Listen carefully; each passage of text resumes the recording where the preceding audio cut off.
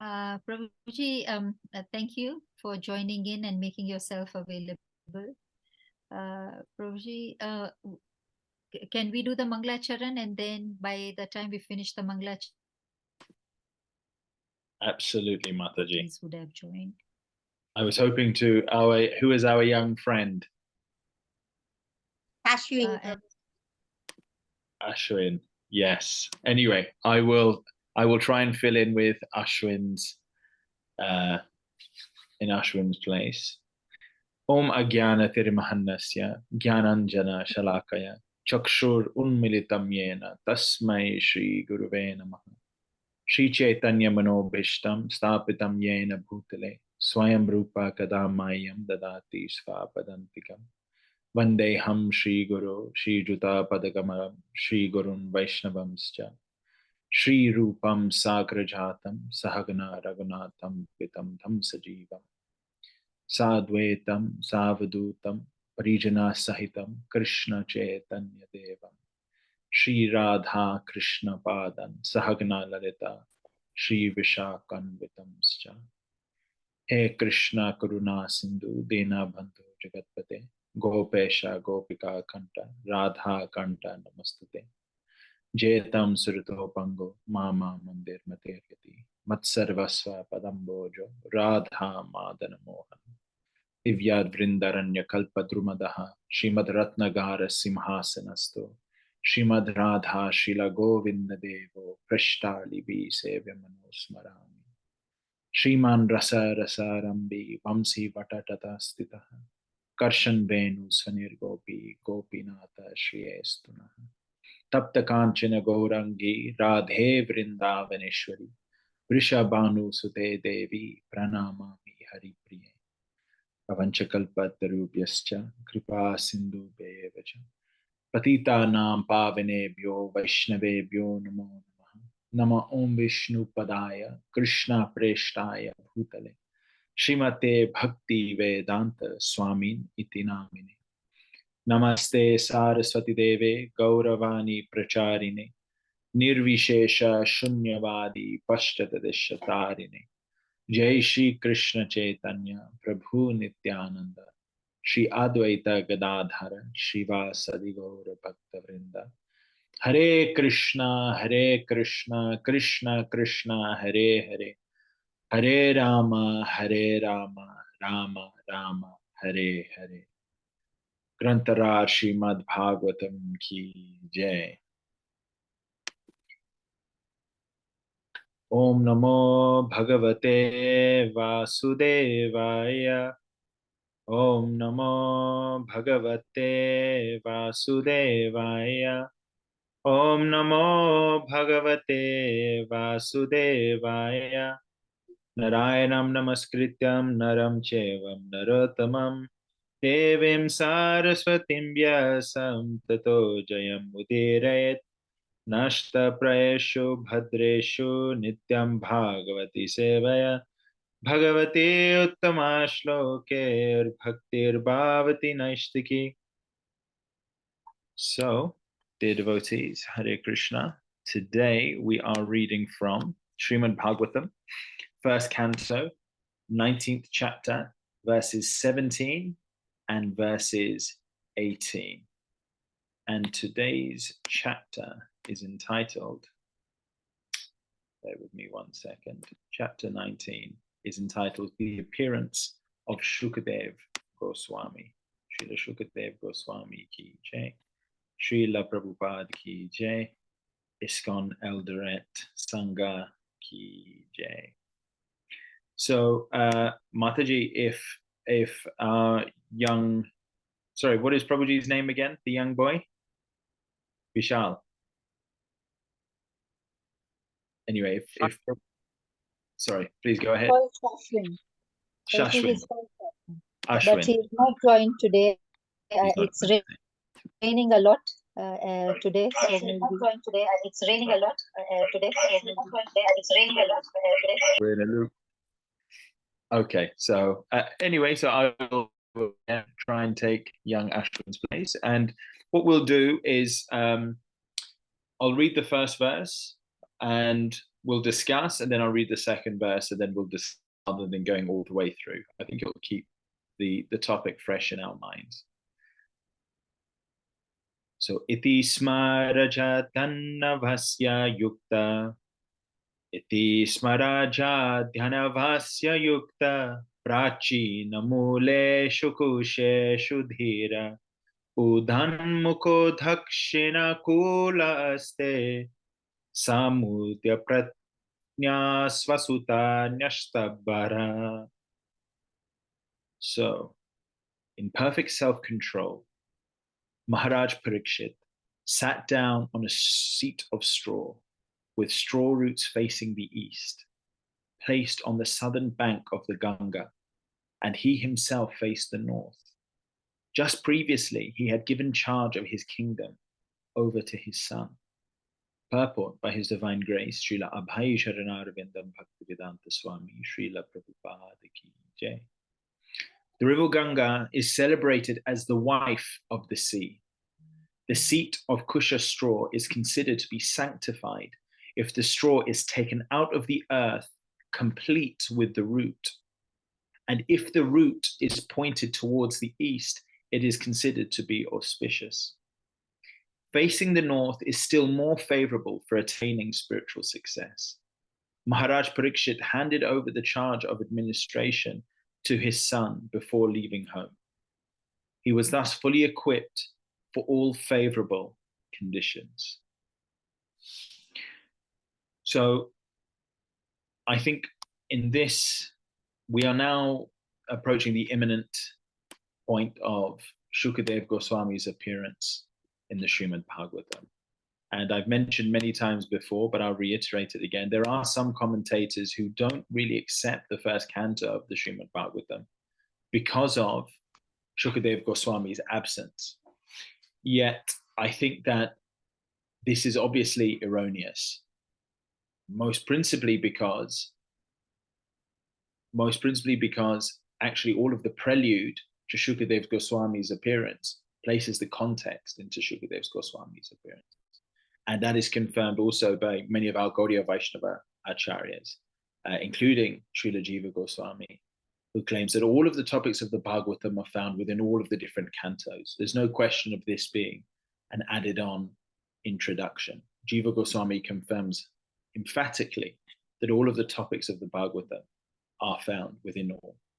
That being said, in the same way, the first canto of and actually, Srila Prabhupada also mentioned that just within the first canto alone, everything required to Godhead is included within the Srimad Bhagavatam first canto, especially Srila Prabhupada's first canto, where he's taken great authorities like Sridhar Swami, Vishwanath Chakrabarti Thakur, and he has synthesized all of the information. Yet there is still a special excitement when the anticipation of Shukadev Goswami coming, because obviously that interaction, that conversation, that samvad, when Krishna and Arjun are having their samvad, their conversation, there is a special excitement after the beginning of the second chapter where Krishna starts talking in earnest. And I think that anticipation is also building here towards the end of the first canto. So within this particular verse, there were 3 points which I had identified as being of particular interest to devotees. We see in the translation or in the verse that Maharaj Parikshit is in perfect self-control, and he's now sat down on a seat of straw. And special significance is now given to the directions. The straw is facing east. He is sitting on the southern bank of the Ganga, and he himself is facing the north. So we can see that the north is often given as a very auspicious direction. Now, I've seen some interpretations, but I'm looking for a very definitive interpretation as to why north is given as a very auspicious direction. For those of us who have taken second initiation, you'll know that the morning Gayatri is also supposed to be chanted facing the north. One explanation I've been given was that Mount Meru, actually, which is the center point of the entire universe, is located in the Himalaya. So and actually Mount Meru, in some descriptions, is actually the lotus, the stem of the lotus upon which Lord Brahma sits. So by meditating and by focusing on the north, we are actually paying homage to our Param Guru, which is Brahma. He is our Sampradaya, one of our Sampradaya acharyas. He originates our Sampradaya in the Brahma Madhva Gaudiya Sampradaya. And so by sitting north, you are, and meditating on Mount Meru, which is actually the stem of the lotus upon which Brahma is sitting, you're paying homage to Lord Brahma. I'm sure there are many other reasons, but that is one explanation that I've been given. We see that the straw has been put east, and obviously Parikshit Maharaj is sat on the south. Now, why has he sat on the south specifically, the south side of the river? Well, one inspiration that I had was from Bhagavad Gita, and in the 6th chapter, 11th and 12th verses, the translation is given: to practice yoga, one should go to a secluded place. He should lay kusha on the ground and then cover it with deerskin and a soft cloth. The seat should be neither too high or too low, and it should be situated in a sacred place.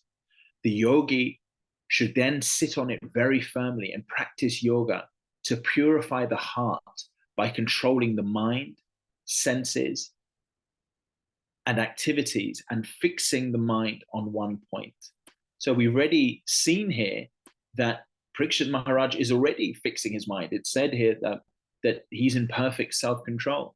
But by sitting himself on the southern side of the Ganga, he's able to take darshan of the Ganga while also facing north and concentrating his mind on his Sampradaya Acharya, which is Brahma, and ultimately to have full samadhi, full meditation as a perfect yogi. The end of all of the Ashtanga yoga system is samadhi.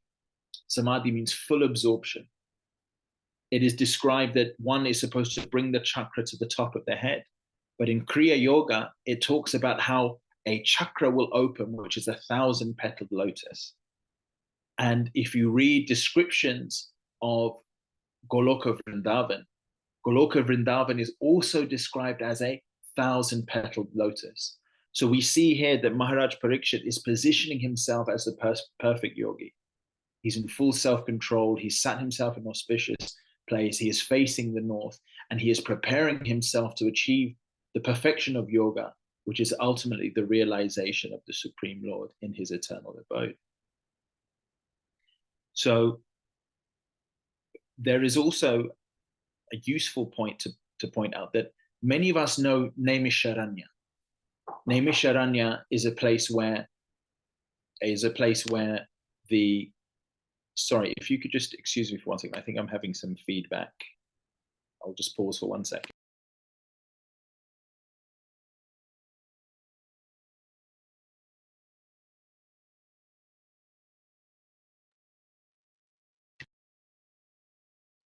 So Naimisharanya is given as the critical place for the, sorry, if you could excuse me for 1 second.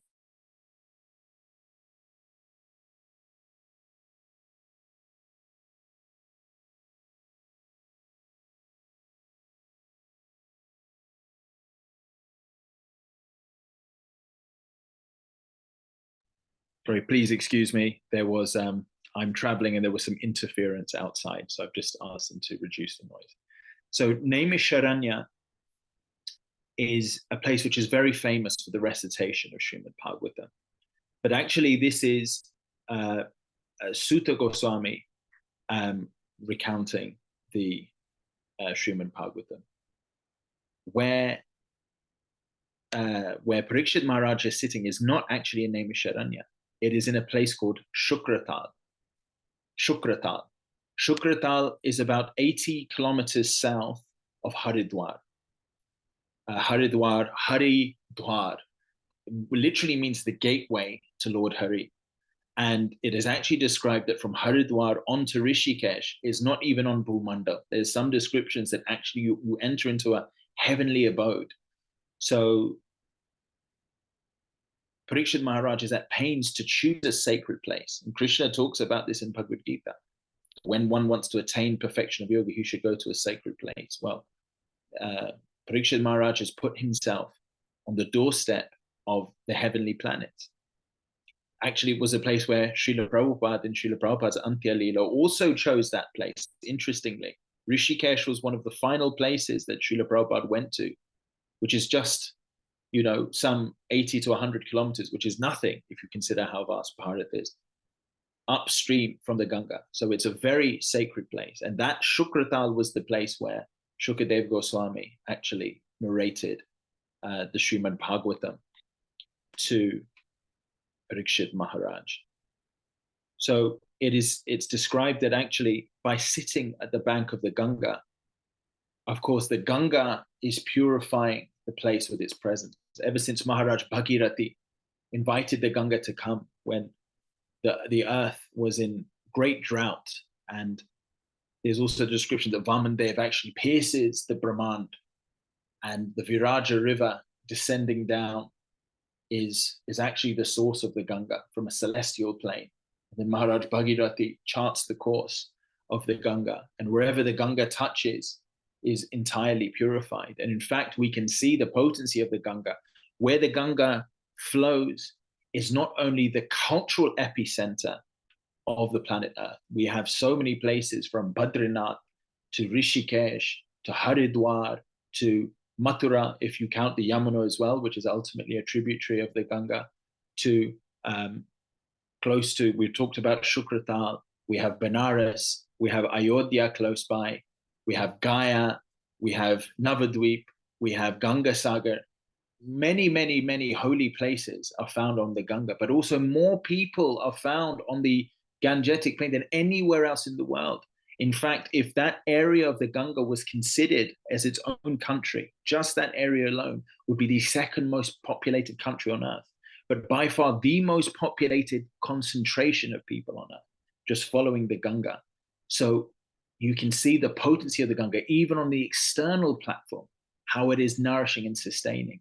In fact, if you go to Benares, people talk, oh, the Ganga is so polluted, it's this, it's that. You will find freshwater dolphins swimming in Benares. The only place in the world you will find dolphins in fresh water is there in the Ganga. They say that there is a special, scientists have tried to test and analyze the Ganga. And they have said, oh, there's some self-purifying property. They say, oh, it's a special type of algae, and it digests things which go into it, and all of these wonderful phenomena. But as devotees, we understand that the Ganga's potency is because it has touched the lotus feet of the Lord, Vamandev, as he pierced the covering of the Brahman and invited it through, because it has come on the Lord's request, because Chaitanya Mahaprabhu and Swayam Bhagavan Sri Krishna themselves have bathed in the Ganga. Therefore, the Ganga has so much potency. But despite the Mahima, the glories of Ganga, even more glorious, and Srila Prabhupada always puts this point forward, is actually the association of a pure devotee. So while the Ganga is flowing, it is said that the real flow is the stream of nectar that will come from Shukadev Goswami's mouth as he instructs Parikshit Maharaj. He said that the Ganga symbolizes or represents the flow of nectar that is going to come from Shukadev Goswami to Parikshit Maharaj. So the Ganga is almost like a prophetic indication of the flow that is about to begin. And it is said, Shukadev, Shuka literally means parrot. Many of us know that Shukadev Goswami is actually Srimati Radharani's parrot in the spiritual world eternally. And what is the special quality of a parrot? A parrot will not interpret. A parrot will verbatim say what you have told to the parrot. So there's no deviation. But, so the Vedic literature is often considered or compared to a ripened fruit, a ripened mango, sweet, delicious ripened mango. And the nature of a parrot is that when a parrot makes a slight incision with its beak, it pecks that mango, it is said that the sweetness of that mango will become heightened and enhanced tremendously. So Sukadev Goswami is perfectly delivering the message, ultimately coming from Srimati Radharani, who is the supreme authority on service to the Lord. But by his touch, by his presence, the sweetness of Srimad Bhagavatam has become enhanced, and that will begin to flow just like the Ganga is flowing in Shukratal. So we've seen already that in verse 17, Parikshit Maharaj has presented himself as a perfect yogi, as per Krishna's description. We can see that he's chosen a holy place, as Krishna has advised. But what we also see in this verse is the tremendous, tremendous renunciation. We know that there are 6 qualities. There's wealth, there's fame, there's strength, there is beauty. Wealth, fame, beauty, strength.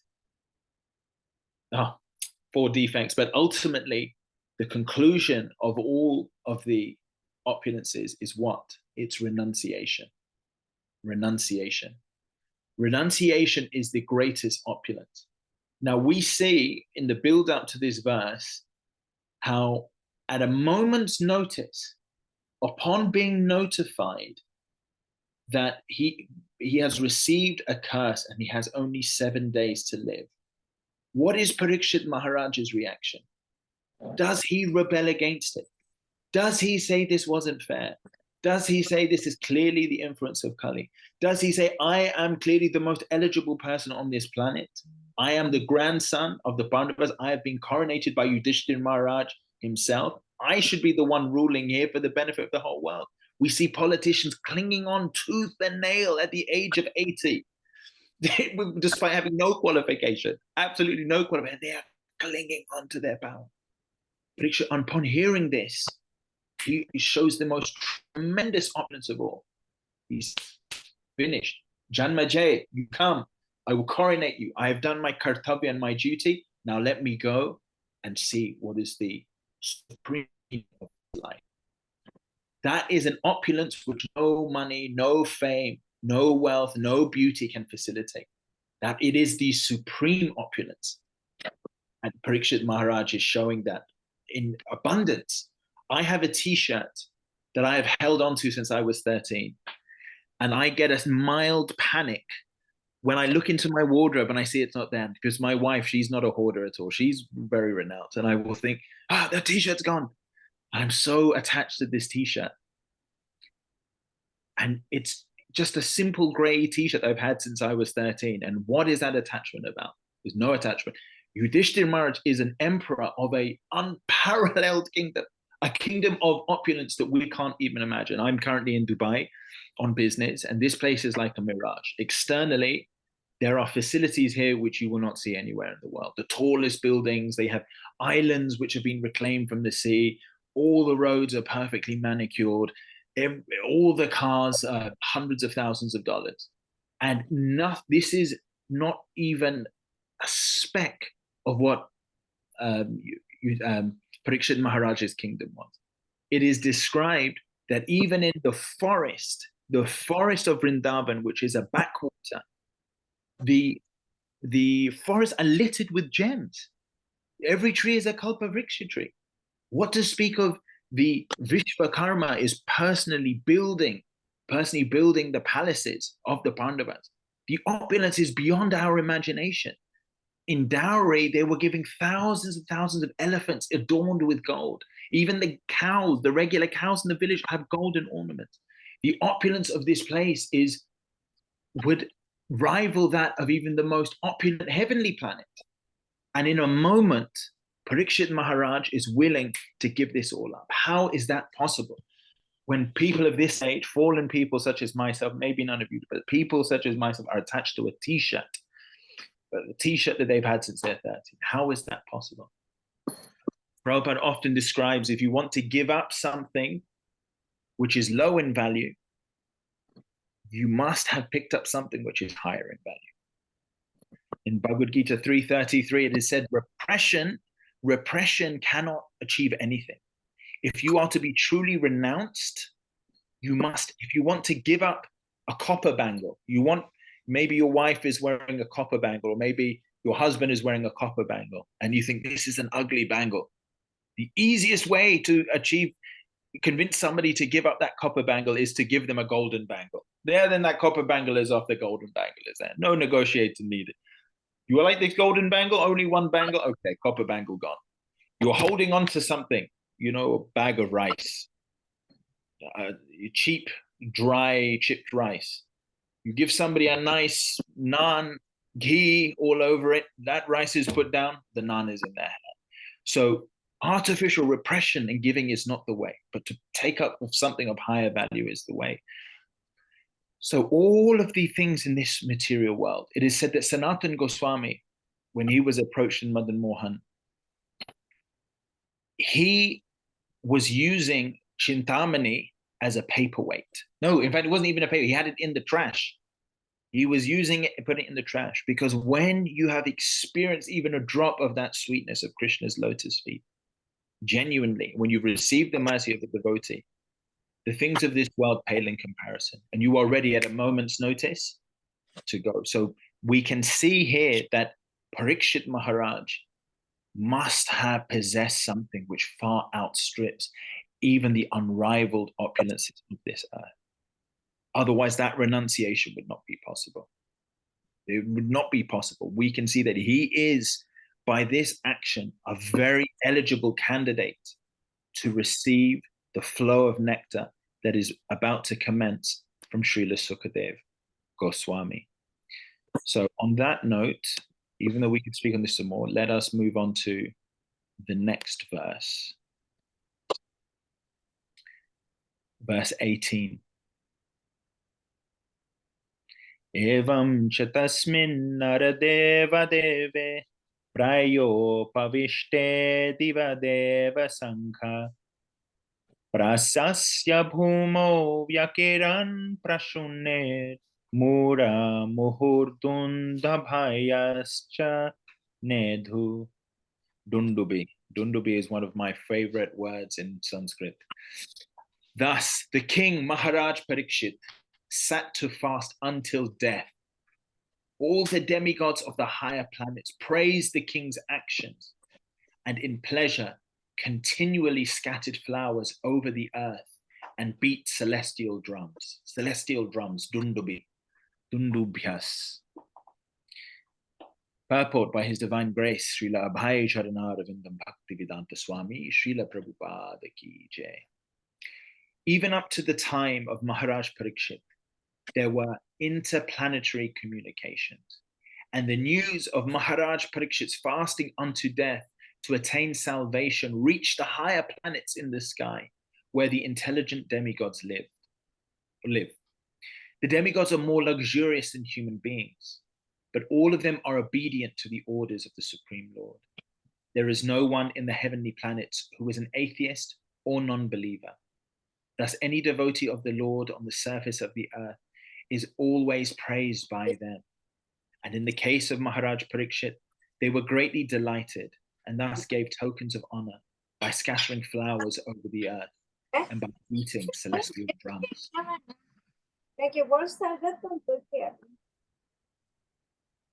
A demigod takes pleasure in seeing someone go back to God. Hare Krishna, Vishwata Mataji, kindly unmute. Sorry, I have tried to unmute. I have tried to mute you, but you are getting muted again. Sorry, Prabhuji, for the disturbance. No problem, Mataji. A demigod takes pleasure in seeing someone go back to Godhead. He is always pleased with the devotee of the Lord, so much so that by his Adidevic powers, he may help the devotees in all respects. And by their actions, the Lord is pleased with them. There is an invisible chain of complete cooperation between the Lord, the demigods, and the devotee of the Lord on earth.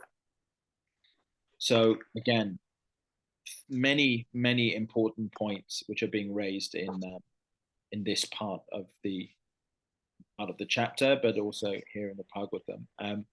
In fact, there's quite a few, so I'm going to try and rush through them. We see here Srila Prabhupada mentioning interplanetary communication. And we were just speaking about Shukratal, which is actually where Parikshit Maharaj is located. There is a small village near Shukratal, and I think it's called Morna or Monda. Yes, I think it used to be called Modna, but now it's known as Morna. So Modna is a small village, a few kilometers from Shukratal. Now, this is an anecdotal praman, but this is held by the Dhamvasis of that place. So of Shukratal, the Dhamvasis say that. And Jiva Sanatana Goswami, often, we have this Guru Sadhu Shastra. When we are trying to understand the Siddhanta, the conclusions of the Vedas, we don't speculate. Many people are saying many things.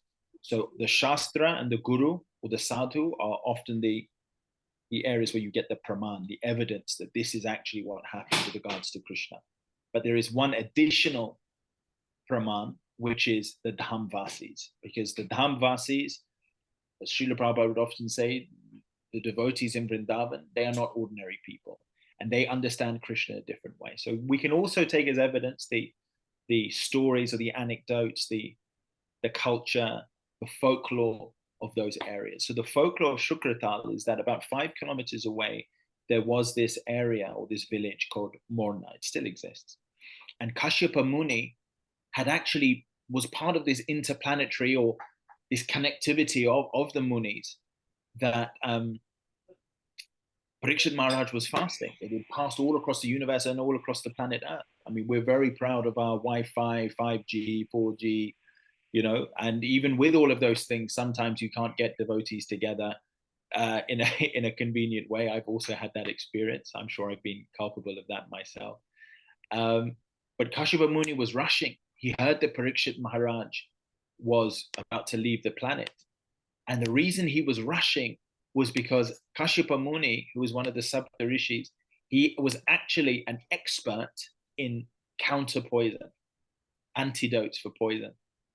And Takshaka snake, the Takshaka snake is the snake bird who is due to come to kill Parikshit Maharaj, intercepted Kashyapa Muni, who had received this interplanetary understanding that Parikshit was about to leave. And he said, "So where are you going?" Kashyapa Muni said, "I am going to counteract this and I'm going to save the king." He said, "I don't believe you can do it." Kashyapa Muni said, "Well, I am a Muni, a Brahmana cannot lie." He said, "Fine." And Takshaka said, "Show me." So Takshaka lit a tree in just outside of Shukratal, and that tree immediately started to wither. But with his mystic siddhis, Kashyapa Muni was able to extract that poison, and then the tree came back to life. And Takshaka was thinking, the Takshaka snake was thinking, okay, he's gonna run defense. I'm the striker, and he's gonna run defense, and he's gonna intercept, and he's gonna stop me from being able to do what I need to do, which is ultimately destroy Parikshit Maharaj. So using a different kind of, he bewildered Kashyapa, and he said, "I will give you more than what the king can give you." And Kashyapa became bewildered. And from Morna, he was so close to reaching Parikshit Maharaj. He then turned around and he left, because Takshaka ultimately was the Lord's arrangement. Takshaka was able to bewilder the Muni and convince him that it was in his greatest interest to leave. So we see here, that's an anecdotal thing, that Morna, this village, was where Kashyapa Muni had received this transcendental telegram. Maybe it was inspiration, the Paramatma in the heart, or some siddhi by which they were communicating. But Takshaka, the will of the Lord is such that Takshaka would ultimately bite Parikshit Maharaj and he would burst into flames. It is also described actually that when Takshaka bites Parikshit Maharaj, his senses had been so withdrawn again, like the perfect yogi, he felt no pain. And in fact, it was a seamless transition from hearing the pastimes of the Lord to entering into the pastimes of the Lord. And we see that Bhaktivinoda Thakur, he says, there is no difference in one sense for the great devotee in the material world or the spiritual world. Such is their absorption in the Lord's pastimes that whether they're physically present there, whether they're entering into the eternal Leela of the Lord, it's a seamless transition. And Srila Prabhupada also describes that when one is going back to Godhead, it is, what is it like? He said it's like a flash of lightning. The lightning flashes, and the pure devotee goes from being deeply meditating into the Lord's pastime to again being deeply meditating and absorbed in the Lord's pastime. So we can see here that this interplanetary communication is a very real thing, and they didn't require. We see that actually everything that we are artificially trying to generate through cables and our own endeavor, and is actually available there by the Lord's arrangement. And that is a nice segue into the next point, which is the point here that there is no one in the heavenly planets who is an atheist or non-believer. So Srila Prabhupada often says, what is the difference between an asura and a sura? Asura, like a deva or a rakshas. The sura or the deva are the divine demigods, and the asuras or the rakshasas, the demons, and the non-believers. And the only difference is this consciousness of, do I accept the Supreme Lord as the supreme superintendent of everything, the supreme worshipable object? And only that distinction, those who surrender with love and service to the Lord, and those who reject the Lord's existence, that is the dividing line between suras and asuras. Of course, you have, especially in the age of Kali, because ignorance is so prevalent, there is an absence of knowledge. And many people, upon hearing about the Supreme Lord, immediately their bhakti is awakened. So we shouldn't just discard. But ultimately, the behavior of one, people often say it's about being a good person. Right, okay, it's about being a good person. But how do we know what good is? We can have a physician. You can have somebody that really wants to help you. He really wants to help. But if he has no training in medical practice, he can put together a concoction of things which can be deadly to you. His intentions are good, but the effect of his activity is devastating.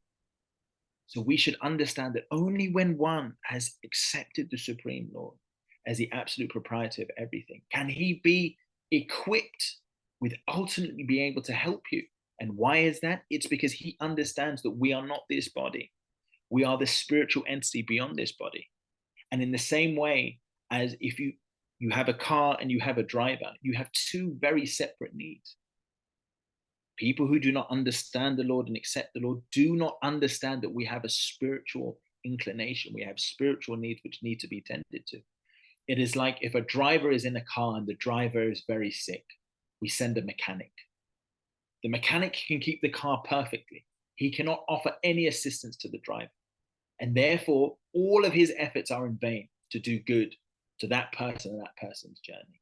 In the same way, being a quote unquote good person without ultimately bringing us to the level of worshiping the Supreme Personality of God, it is an incomplete goodness. It is well intended, but the fruits of that activity will never yield the goodness that he is actually trying to give himself. So it can seem harsh, but we should understand that without being a devotee of the Supreme Lord, we cannot really give the good that the soul actually wants to give to other people. It is all superficial. It is like attending to the car when the driver inside is suffering. So that leads us on to, obviously, the demigods are overjoyed to see Parikshit Maharaj's renunciation. But you'd say, why are they celebrating when the last connection, the last direct connection to the Pandavas, to the Supreme Lord Sri Krishna, Parikshit, the Parikshita iti Parikshit. That means that the one, Ikshita, he is the one who is searching out after the Supreme Lord. He is the one that was in utero. He was in the uterus of Mother Uttara. And the Ashwatthama had sent the Brahmastra, and that would have caused the end of the Pandava lineage. And everything that had been fought for during the Battle of Kurukshetra would have ultimately been for nothing, because there would have been no lineage to support Dharma. And the Lord entered into the womb. He was the size of a thumb, and he created a wheel of protection which saved Parikshit Maharaj. And then he disappeared. And then Parikshit Maharaj, even from the point of, he offered his prayers in the womb. And after that, he was captivated by this Supreme Lord, which is obviously why Parikshit was, while he did his duty as a great emperor, he was never attached to the trappings of this world. And when the opportunity came, he wanted to search out that Supreme Lord, that all attractive Krishna, Rama, the source of all pleasure. So why are the demigods, when you have a great personality who has witnessed the Lord face to face, celebrating that he is going to leave this planet in 7 days? Why? For two reasons. Number one, parikshita iti parikshit. He is now going to come to the conclusion of his lifelong search. It is said that Parikshit was approximately 60 years old at this time. So he'd been searching for 60 years. And he is now coming to the end of his search because he is going to see the Lord in one of its most sacred forms, in most beautiful and divine forms, as the Srimad Bhagavatam. He was going to see through his ears, finally, that Krishna, that Swayam Bhagavan, that he has been searching for. So the demigods are overjoyed to see the devotee come to his heart's fulfillment. You know, the samam bonam, the ashaya, as Srila Prabhupada would say, the samam bonam, the topmost conclusion of life. The demigods are also overjoyed. Why? Not just for Parikshit Maharaj, because they know now the residents of Kali Yuga are all saved. Because Parikshit Maharaj is going to be the conduit by which he is going to save the inhabitants of Kali Yuga by allowing this Amala Purana, this Srimad Bhagavatam, to appear. So this is actually, on one level, it is a very painful moment. But Parikshit Maharaj is doing the duty of a great ruler. In life, he is protecting his citizens. And in death, he is uplifting his citizens. There is no difference. That is the nature of a great ruler. In presence and in absence, like Lord Ram, in presence and in apparent absence, like Yudhishthira Maharaj, in presence and in absence, like Prithu Maharaj, in presence and in absence, Parikshit Maharaj, in presence and in absence, his reign will uplift his citizens. So this is the demigods understand the significance of this moment. And that is why they are celebrating. Tears of joy, tears of pain, but tears of joy at the same time. So the demigods take pleasure in seeing someone go back to Godhead. He's always pleased with a devotee of the Lord, so much so that by his Adidevic powers, he may help the devotee in all respects. Now, there is a verse in the Bhagavad Gita, and I think it's in the 7th chapter, I'm forgetting it now, which is where Krishna is confirming that actually all of the powers of the demigods are coming from him only. They're coming from him. One who worships the demigods should understand that this is ultimately coming from the Supreme Lord. Just like Paura Shamrishu, Rasoham Apshakonteya, Prabhasmi Shashi Shurya, Pranavar Sarva Vedeshu, Shabdake, Paura Shamrishu, that Krishna is the light of the sun. Surya Dev's potency is coming. He is the cooling Shashi Shurya. He is the light of the moon, the cooling effect of the moon. He is the taste in water. He is the syllable Om. He is the conclusion of the Vedas, but he's also the ability of man. He's the ability of man. He's the ability of the Devas. So when the Devas shower their mercy onto somebody, we should ultimately know that this is the Supreme Lord's potency acting through them. And obviously, Krishna has exhibited so many times Brahma Vimohan Lila, when Brahma tried to hide the cowherd boys, when Indra and Giriraj Lila, when Indra tried to flood Vrindavan. We see how Krishna showed that actually he is the supreme potent behind all of this. So we just had Ganesh Chaturthi, and many people have performed Visarjan. People worship Ganapati to remove obstacles. They place Ganapati which is wonderful. Actually, Ganapati is the one who wrote down the Srimad Bhagavatam for the first time. He was the scribe of Srila Vyasadeva. He gave his own tusk so he could write the Vedas. But we should understand that he does not derive these poems. Actually, Ganesh is a disciple of Nrsingadev. Nrsingadev is the Ishtadev of Ganapati. And we know every day we worship Bhakti Vigna Vinashak, the Vigna Vinashak, the one who is destroying the Vigna, the obstacles to Bhakti, is Narsimhadev. Narsimhadev will remove any obstacle.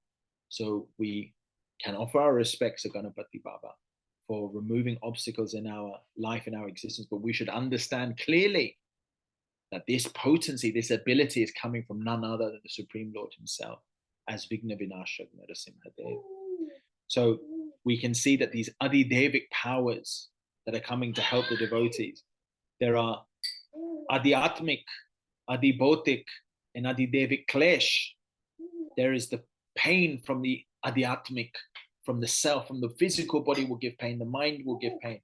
Adhibautik, from the world around us, the other living entities, the mosquitoes, the people, their words, their actions, their guns can give us pain. And Adidevic, the environment around us. I'm in Dubai at the moment. It says it's 38 degrees, but it feels like 55 degrees. I don't understand what feels like 55 degrees. It means it is 55 degrees. You go outside in the day, it's hot.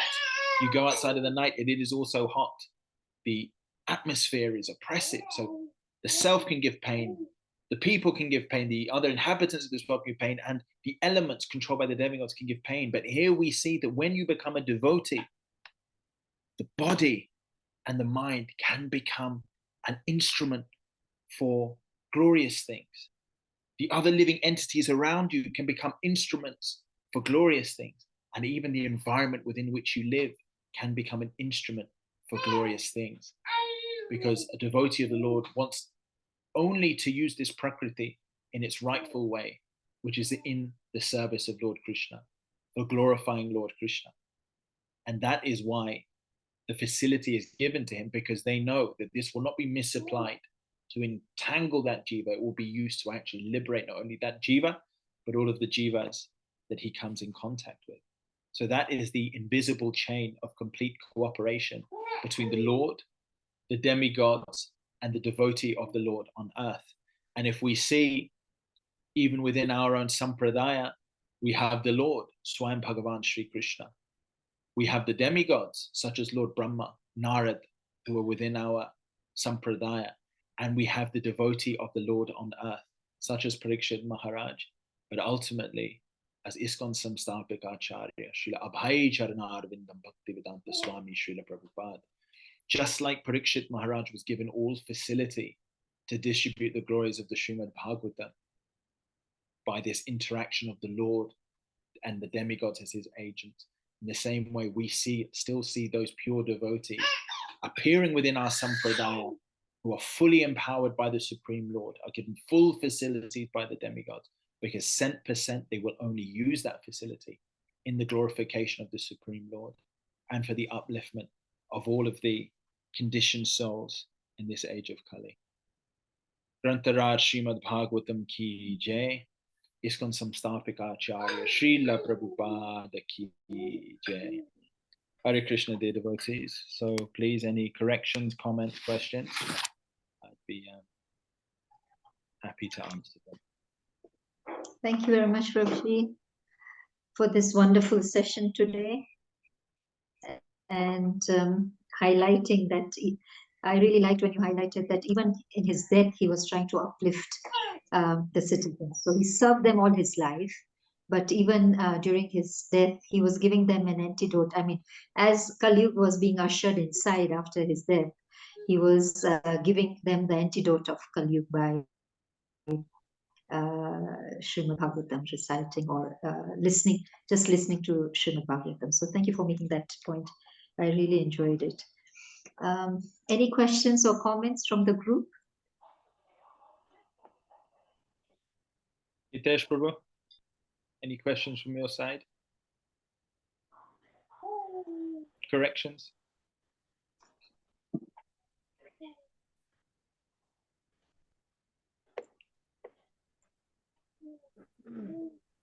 Hare Krishna Prabhu. And Dandavat Pranam, please accept my apologies. All goes to Srila Prabhupada.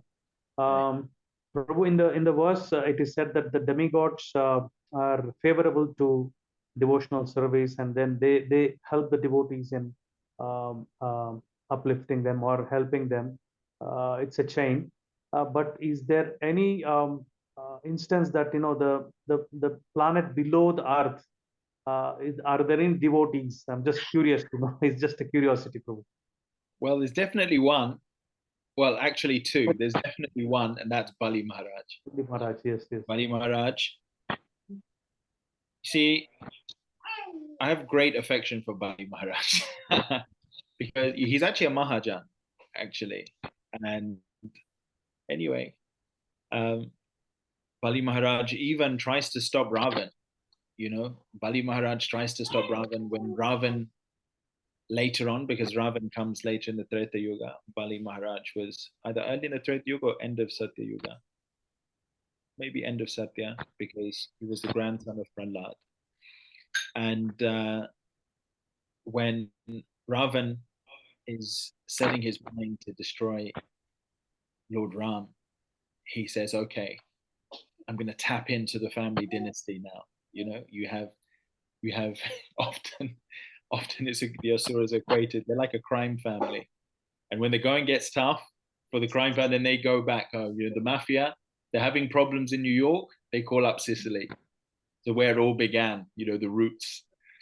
So he goes, and Bali Maharaj says, you're a fool. You may be part of our extended family. You're a fool. He said, you go over there, and maybe you know this pastime. There's this giant mound. He says, just try and lift that up. And Ravan can't lift it. He says, this was the earring of Hiranyakashipu. The earring. And you can't lift that earring. And you said that Lord Nrsingadev crushed him. We sing it every morning. He crushed him like a wasp, like this between his nails. And you can't even lift his earring, and you think you're going to go and destroy Narayan. You think you're going to destroy Lord Ram. He said, don't be a fool. Don't be a fool. So he is a great devotee. He understands the Supreme. He was willing to give up everything for the Lord. And he is living in a lower planet. He was in Indraloka, but the Lord actually stays there with Bali Maharaj. The Lord is eternally present there with Bali Maharaj in the lower planetary system. So anyway, long story to say, yes, there are devotees in the lower planetary systems, but not a lot. Not many. Narad also travels. He goes all the way down, even to the hellish planets. There aren't a lot, because actually the further we go away, the more people are reliant on themselves. It is said that the sunlight does not touch below Bhumanda. It is artificially illuminated. The serpent's hood and electricity is actually, Mayurdhanava is the equivalent of Vishvakarma. He is coming from the lower planetary system. All of this electricity and this modern technology is actually asuric. Why? Because we are trying to depend on, even though it's ultimately still coming from the Lord, we want to feel that we have achieved this. We don't want to develop the siddhis through the Lord's mercy to be able to have interplanetary communication. We want to put a satellite or a long wire across the planet and feel, yes, I am a great engineer. But this is all artificial. And the lower you go down the planetary systems, the more the consciousness is, it is by my strength only. So that as that gross ignorance, it is more and more difficult to understand the supremacy of the Supreme Lord. What to speak of worship, they won't even acknowledge his existence. What to speak of actually then seeing him in a favorable light, which is so important. Very nice question, bro. I hope that answers your question. Does that answer? Yes, bro. Thank you so much for giving us the nectar of Bali Maharaj as well. Thank you. Thank you very much, Arya Govind Prabhu. Are there any other questions or comments? Hare Krishna Mataji. Hare Krishna Prabhuji. I just want to thank you for such a wonderful class, and you explained everything so thoroughly that, I just feel speechless, because, when we, like you gave an example of the t-shirt and how attached we are in the Maya, it's amazing. And personality, such an exalted personality like Parikshit Maharaj, he converted his curse into a blessing and he gave up all his kingdom, and it just doesn't sink in my head. And, it's amazing, Prabhuji. And so I just wanted to thank you for such a wonderful class you gave. Thank you. Well, thank you, Mataji, for having the consciousness to see it as wonderful. I'll take that as your mercy only. Actually, Srila Prabhupada's purports are the most valuable thing that we have in this life. And actually, the Kali Yuga mind is such that we get, well, I'll speak personally, we get engrossed in so many of our activities. But I'm so thankful to all the devotees of Eldoret, because I know without fail, or almost without fail, every 2 weeks, I will have to come back and not only read, but also repeat the Srimad Bhagavatam. And that is set in stone. I can always duck out of giving class in the temple, but this is set in stone. There are people in Africa expecting it. So you have helped me reconnect and have to repeat the Bhagavatam every 2 weeks. And gradually, our appreciation for these things will begin to grow and grow and grow. And there will be a transformation of our consciousness. We'll begin, because we don't have examples of it in our everyday life. That is the unfortunate thing. Of course, we have the wonderful devotees within ISKCON.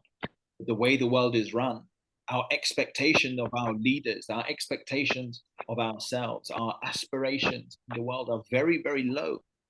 And actually the standard, the king is supposed to take on all the karma of his citizens and still deliver not only himself, but all of his citizens at the same time.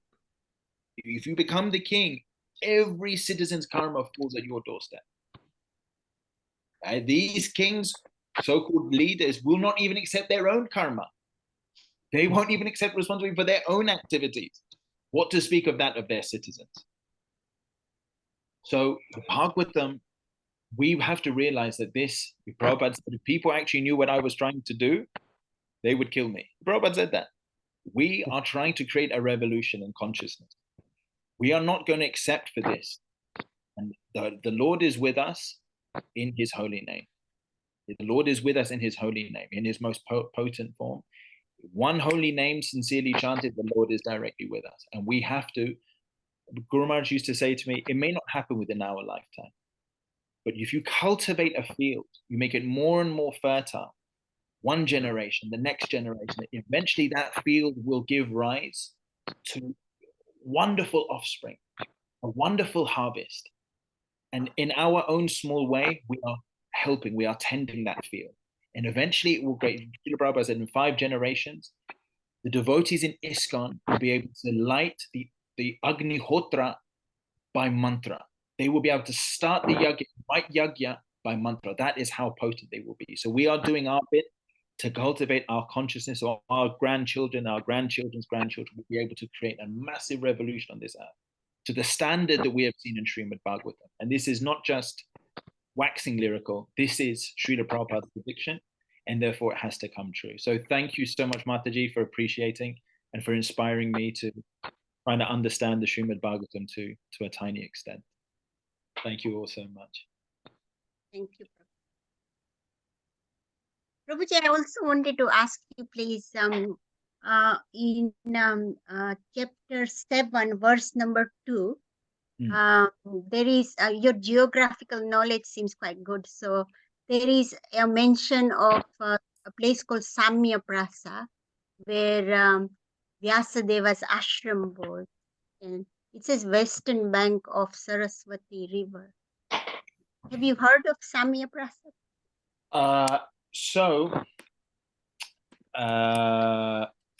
I won't speculate, but I think there's 2 locations. So there is a Saraswati River, which they say is now underground.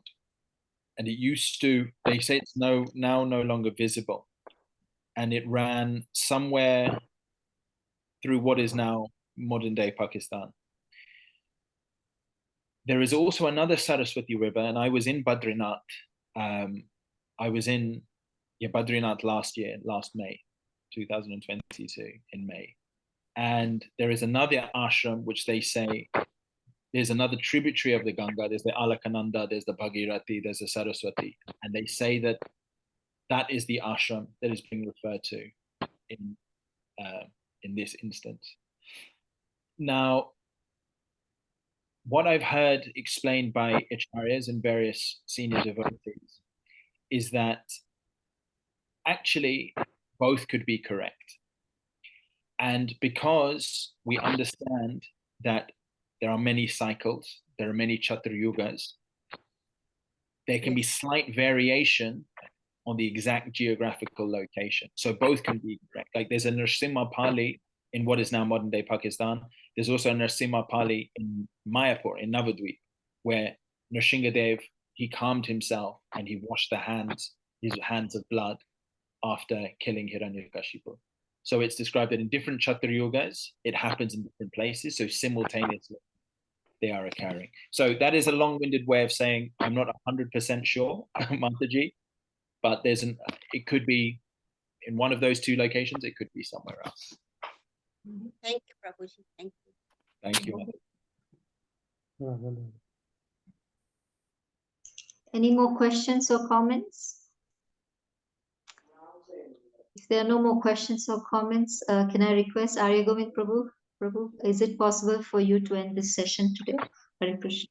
Yes, Mataji. Thank you. Thank you so much, Prabhu, for sparing time. And then even with your busy schedule of, in a different place, you gave us this time and then opportunity to hear Bhagavatam from you. Thank you so much for your association. And then I request all the devotees to chant Hare Krishna Mahamantra in glorification of His grace, Krishna Arjuna Prabhu. Hare Krishna, Krishna Krishna, Hare Hare Hare Hare. Vancha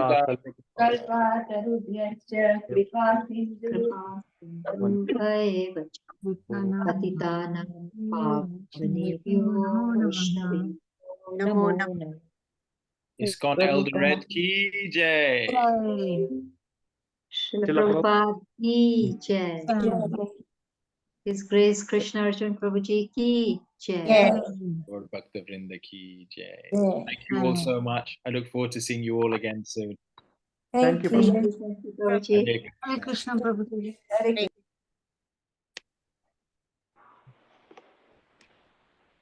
I'm ending the session. Hare Krishna. Hare Krishna.